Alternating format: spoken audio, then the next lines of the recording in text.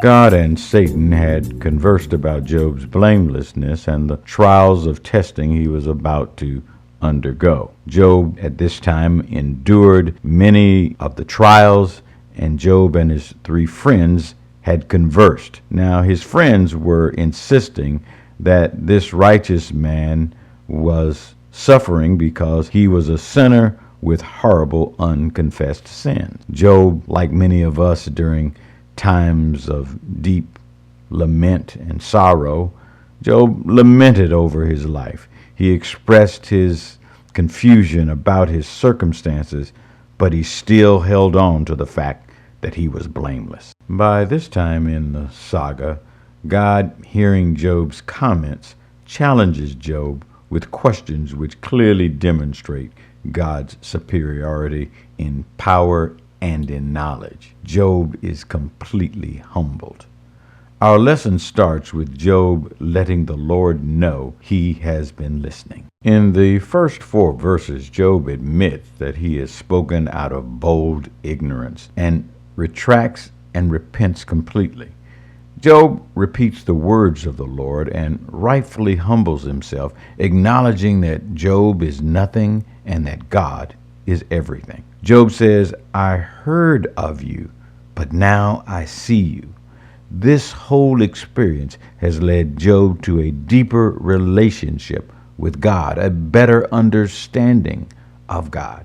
Some of us need trials to help us appreciate God's hands in our lives. Throughout our history, we see examples of Christians speaking boldly and ignorantly about God's preferences, only to find out that they were confusing their prejudice with God's plan. Whole denominations repenting for bold actions that they ignorantly proclaimed as godly. Note here, Job was not rebuked by God for the things which he spoke about God's character. He was rebuked for being so daring, so bold to desire a face-to-face meeting to discuss his afflictions with God. Job, like modern Christians, began to think that he was so righteous, so right, that he could approach God, that he knew the mind of God, that he could speak with or for God.